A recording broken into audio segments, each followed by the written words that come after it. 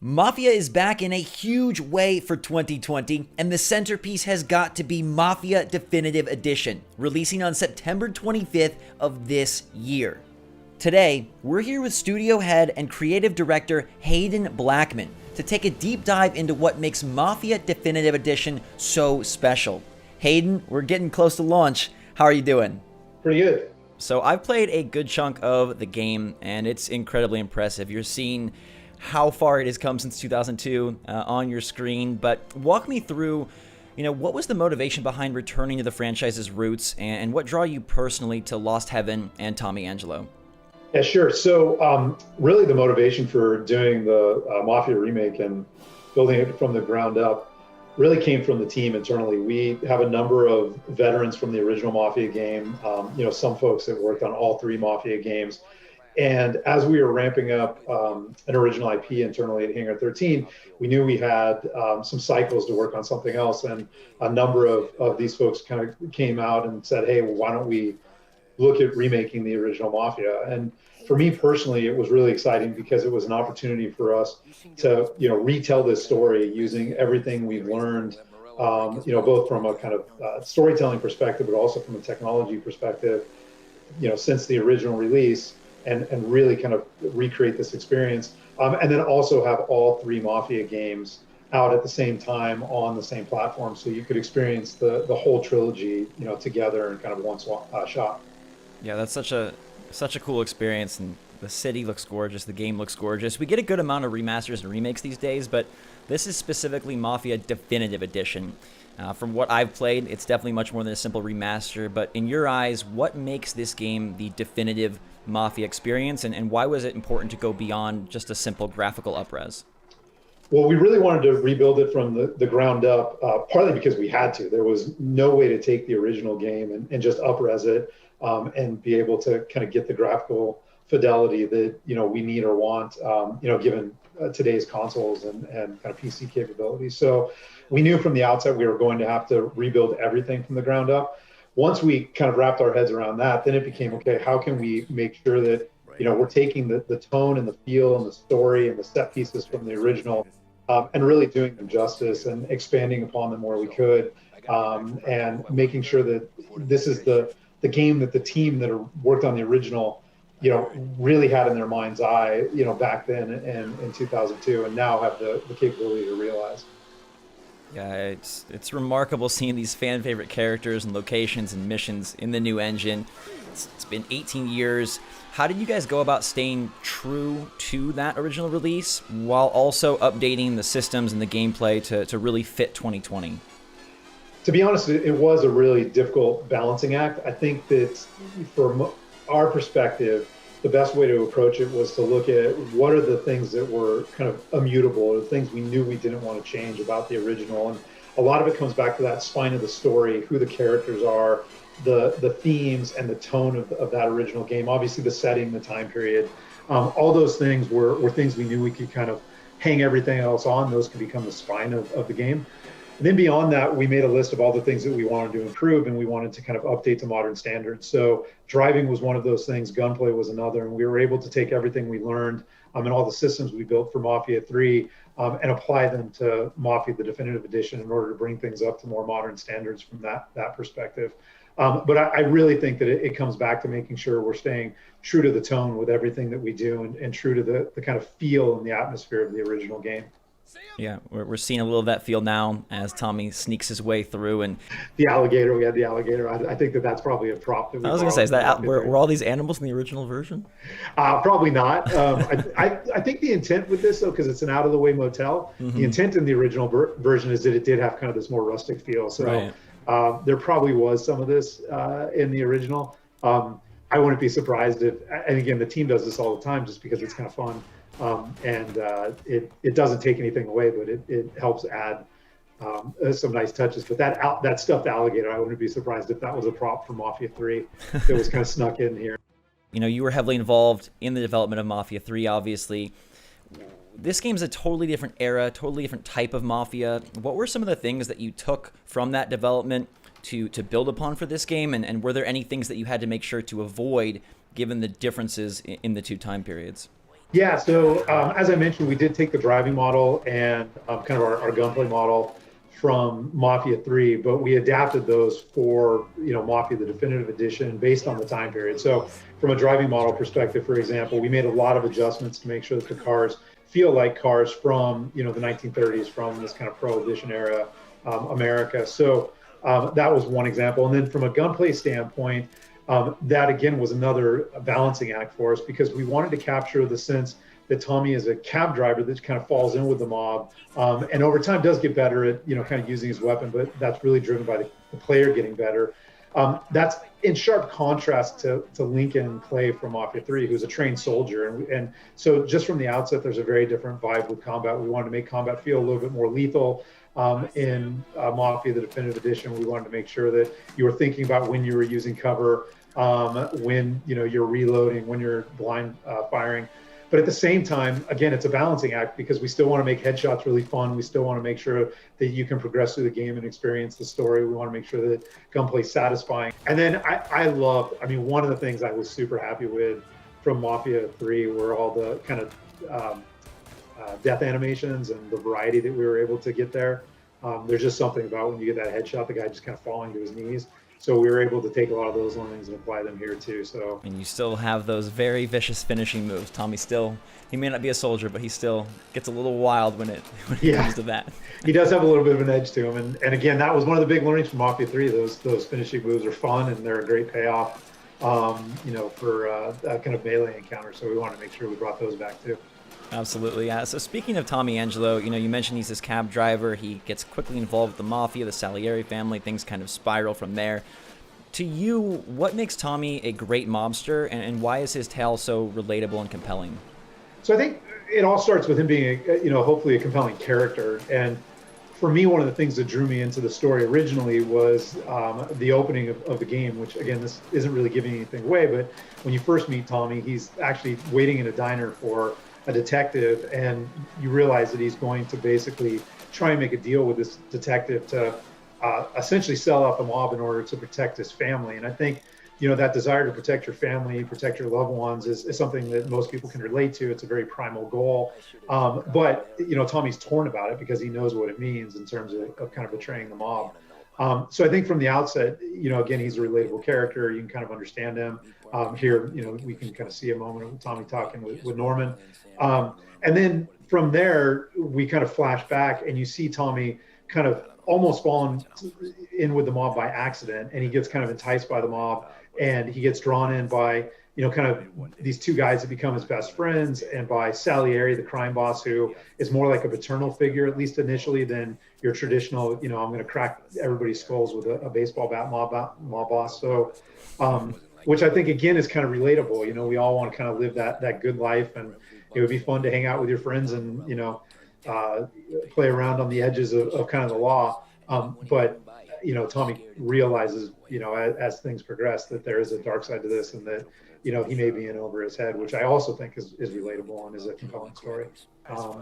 The other thing you'll notice is that we're building a kind of a mafia world here too. So as players go throughout the world, they'll recognize some brands and some signage. We have the Big Break cigarettes, which, are in Mafia 3 as well. And so there's things like that I think are nice little callbacks. One of my favorite things in the game are the collectibles. So we have cigarette cards that you can collect. Those are so cool. Yeah, so they're like, baseball cards, but they reveal the kind of identity and backstory of a mobster from the Mafia franchise. So they're not all, just related to Mafia 1, although, several are. There are others that you can find as you go throughout the game that give you greater insight into other characters that build the franchise and characters that are maybe only referenced in passing. I think that's really fun then, if you played Mafia 3 first and now you're going back to Definitive Edition to see that the universe is interconnected in that way.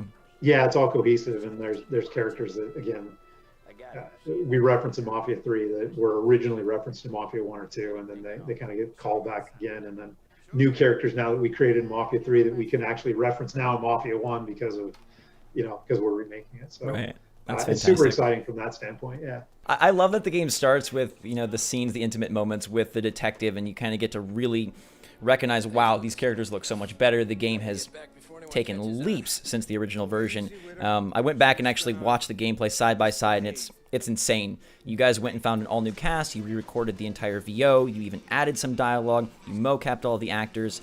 As both a developer and a writer, how does this new level of expressiveness affect the storyline and kind of the impact that the characters and the plot has on the player? Well, I think it's incredibly liberating as a developer. I mean, we're able to basically tell the story with more nuance than maybe we could in the past. We're able to convey things, without using dialogue. You can use a look or a gesture or body language to convey something. We can do a lot more with subtext. The characters don't always have to say what they mean. They can say something, but again, through the tone of voice or through their expression, you get kind of a sense that maybe they're not saying the whole truth, or you have to read between the lines a little bit. So from that standpoint, I think it's really freeing for us and allows us to do a lot more than we were able to do in the past. And then from an art standpoint and a technology standpoint, being able to build a really immersive city that has a lot of atmosphere, that's filled with things like fog and really dramatic lighting, with kind of audio all around you in order to really capture the sense of a living city. I think is also one way we can kind of tell the story of the player's experience. And then lastly, the original obviously had a ton of memorable moments, and all those are delivered on again here. But one of our big mantras and big marching orders for the team was every mission needed a big kind of memorable set piece. That doesn't mean a big over-the-top moment necessarily, but something that you take away from every mission that you're never going to forget. And we were able to really deliver on those, I think, again, because of all the advances and kind of just even how we build games and the technology since the original was released. In the original, Norman is waiting for Tommy in the bar. We switched that because we felt like Tommy's a mobster on the run. He's going to get to the diner early. He's going to sit with his back, as close to a wall as he can and keep his eye on the door, right? So, and that's stuff that we learned from doing research, into the mob on Mafia 3. You always want to have a clear look at the door. And if Tommy's being hunted, he definitely would do that. So he was the one that reached out to Norman and set up the meet. He'd get there first. So we made some tweaks like that. We changed, kind of which information, like in those conversations, who knows what, there's things that Norman knows that Tommy doesn't. And vice versa. And some of those are slightly different just because of the flow of kind of the conversations. This sequence, underwent a lot of work, mostly just because, we wanted to make sure that a lot of the characters were represented, and there's some nice little story beats here as you go and you talk to various characters and you're kind of reminded their role in the story and their relationship to Tommy. But we wanted this to be a little bit celebratory. But even here, there's a moment where, you don't really get the sense that Sam's kind of a ladies' man in the original, but it was supposed to be part of his character. So, just even adding bits like that, just little moments where we can help develop the characters. It's something that was very difficult to do in 2002. We can do a lot more of now. I think this is my favorite scene in the bit of the chunk that I played. Just like the way the skybox and the lighting hits, like it's just such a beautiful moment. Yeah, we, again, learning from Mafia 3, we had a lot of dynamic lighting in Mafia 3 where the day-night cycle would just go on, and we didn't always curate kind of what time of day it was. Almost every single mission in, Mafia, the definitive edition, is curated from a lighting standpoint. So we know what time of day it is. We know what the weather is. We can control all that stuff. And I think, again, that just leads to, a greater sense of atmosphere. It allows us to really control the pace and the emotion of the game, and tell the story that we want to tell. And make sure that it looks as good as it can possibly look. Yeah, it really is like how you imagined the game being in your head. Now here it is, right on your screen, which is fantastic. And it's fantastic to see this all come together. You guys are taking a beloved game, beloved characters, trying to pay tribute, but also elevating things. It's a large undertaking, and I guess as we approach that launch date, what are you most proud of with Mafia Definitive Edition? Well, so first I would say it's not, from my perspective, it wasn't just a large undertaking. It was also one that had a lot of responsibility attached to it. There was a sense of responsibility that we had to the members of the original team that are still, members of Hangar 13, to make sure that we were allowing them to do this justice, but also, to the fans, right? I mean, the fans of the Mafia franchise are very passionate. They're very vocal, and we appreciate that. And we know that, we're taking this beloved game and we're remaking it. We want to make sure that we do it justice. So that that I think was kind of top of mind for us all along. In terms of where I'm most proud, I'm extremely proud that the team was able to finish the game in the midst of a global pandemic. You know, we moved to a work from home structure back in March, and at that time, we didn't have most of our facial animation in the game. There were missions that were still incomplete. There were set pieces that were still being worked on. There were chunks of the city that hadn't been arted up yet. There were huge swaths of sound that hadn't been added. You know, the cinematics hadn't been scored yet. I mean, there was just a tremendous amount of work.